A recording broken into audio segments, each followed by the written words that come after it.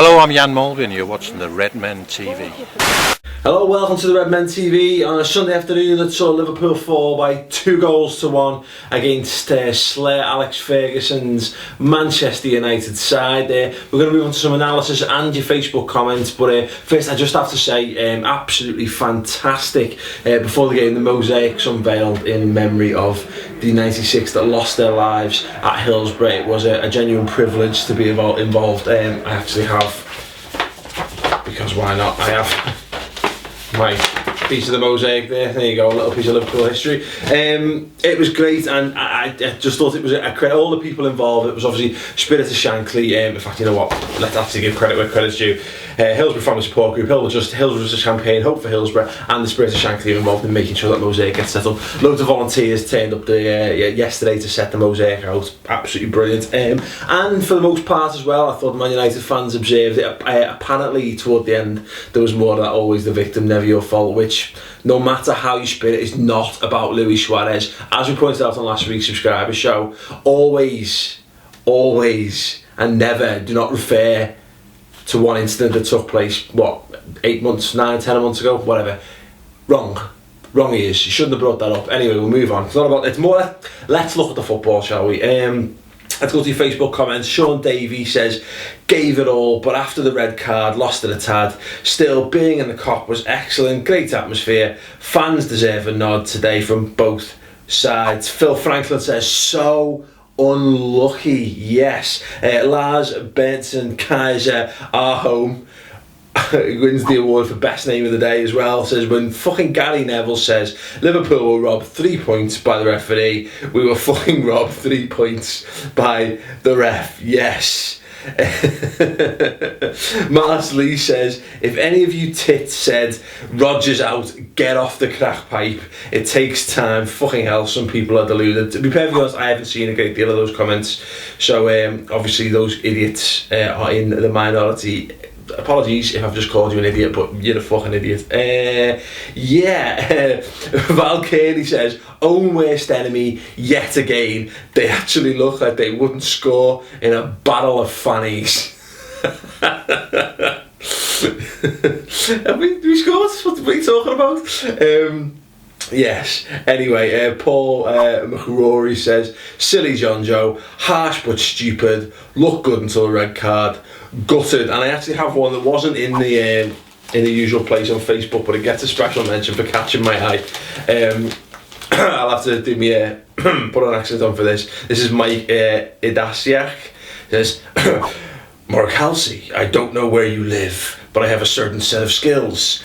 I will find you and I will kill you and jerk off on your corpse. Bit weird at the end, but that is exactly what Liam Neeson sounds like. It's like having Liam Neeson sat here, I know, I'm sure you can tell. No, anyway, let's talk a little bit about the game, because the any unsavoury events that happened at the final whistle, I just don't see any point in commenting on. There are people far more educated, far more in the know, and far better positions to dish out criticism and blame than I in this situation, so we'll leave that to them.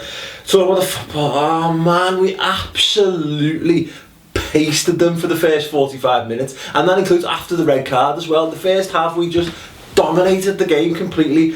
Took us a few minutes at the start to sort of get our rhythm, but it was just unbelievable. Now, we said on the subscribe show this week, I was worried that Man United would adopt the tactic they have done a couple of times recently of coming and park the bus.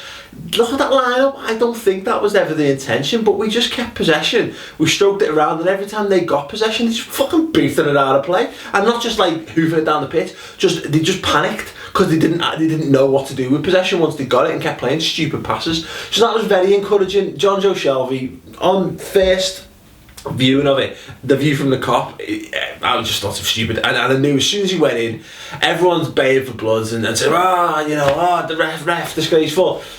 It's a fucking stupid tackle, and you can see it coming. You watch that happen in slow motion. You've seen Liverpool players do it time and time again. Just one of them players, and look, Man United fans will have seen it as well. Paul Scholes has been one of them for a long time.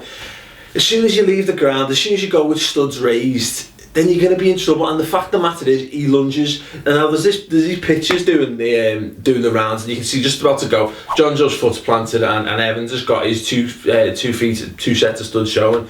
Yeah, Johnny Evans is in the wrong as well, but when you watch the actual thing, Shelvey leaves the ground and lunges in, he's going to get sent off. It's fucking obvious, and the worst thing is that every single one of us could have told you that that's going to happen to Jonjo Shelvey at some point this season. It's just really fucking annoying that it's happened in a game like that. A game that we quite easily, you know, we maybe, you know, people talk about our lack of firepower, maybe we wouldn't have gone to win it. But you know what? I didn't feel for a second as though Man United had a sniff of getting into that game. You know, and even if we kept it that way and kept it 0-0 for the full 90 minutes, I'd have been very satisfied if we'd been able to dominate. But once that happens, it changes the way you've got to set up. Credit where credit's due. The way we approached the second half, very bold move. I think there was an argument to be made, you know, pack the midfield early on, basically sit back and defend. But you know, we thought second half, fuck it, let's go for this. Suso on the left wing. I don't think anyone saw that coming, and certainly not Man United. And okay, he wasn't exactly the assist provider, but him skinning Paul Scholes, Suso on the left wing, and putting the initial cross in is essentially what leads to Stevie Gerrard's actually excellent finish on his left peg. So, you know, the problem I found there was that what happened was we took Raheem Sterling off.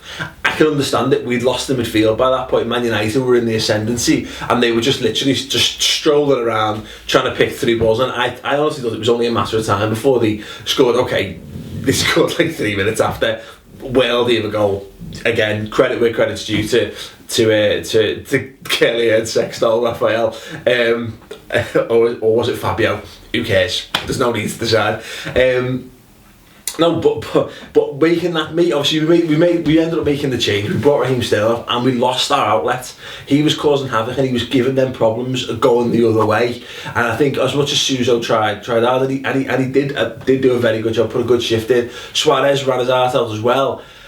I thought it was a bad call, but then again, what the fuck do I know? We know for a fact that Brendan Rodgers knows a little bit more about tactics than I do. But I agreed with at the time. I thought, great, get Henderson on there, gives him more grit, put a bit more pressure on the midfield. But this is the problem: is that you've got 10 men, and ultimately we are going to be a man short, and it's a shame because in a perfect world we'd have been able to make that change. We'd have been able maybe to introduce Jordan Henderson midfield to do that job, and still, of course, have Raheem Sterling as the outlet up front. What can you do? It's just one of those days. The referee's performance, I have actually since watched it back. As I say, Jonjo Shelvey, I think there's a case to be made that Johnny Evans could go as well, but given where Mark Halsey is, he's going that way. He's got basically Jonjo between him and the incident. It always looks like Jonjo Shelvey's dived in there. It reminds me very much of the Kyriakos Fellaini incident at the derby a few years ago. One of them, when you watch it from, you flip around 180 degrees and you watch it from the other side, you could perfectly easily see Johnny Evans getting sent off and Jonjo Shelvey getting away with it. But that's just the way it is sometimes, and that's the problem with not having video technology and all that. But you know what? That's football. That's just the way of life in the beautiful beautiful game. And the penalty, they've shown it in super slow mo, and he gets a very slight clip on the ankle. We were bemoaning this for Luis Suarez the other week when the replays showed, was it Arsenal, was it Sunderland, that he had been clipped, he hadn't dived, and it was a penalty. Except it wasn't given. So the fact of the matter is we were banging on about that. It was definitely a penalty. If there's a case that contact has been made, then left with Lord the penalty. It's just a bit fucking soft. But then again, as anyone will tell you, he's got a right to do that once he gets inside the box. And as Gary Neville pointed out, I actually noticed again going back and watching the commentary afterwards, the analysis, they should have just took Valencia out, just took him out on the halfway line instead of taking Daniel Agger out instead. Amazing, Glenn Johnson. Anyway, there's plenty to be positive about in that game. As I say, dominated. I think this first sort of five fixtures of the season were just a nightmare, and it's really upsetting that we've not come out with more points. But c'est la vie, que sera. We have to move on. We've got Norwich next. That's when, by all accounts, our season's got to start. Don't think it's all doom and gloom, because let's not forget that although the high flying so far this season, Everton are always a bag of balls for the first half of the season, and yet they seem to pull it together at Christmas, and they always end up in the European places there or thereabouts. Last season or so notwithstanding, they always end up putting a good run together. So I don't think, well, we're not Everton, and I'm loath to think that we will become like Everton in any way, shape or form.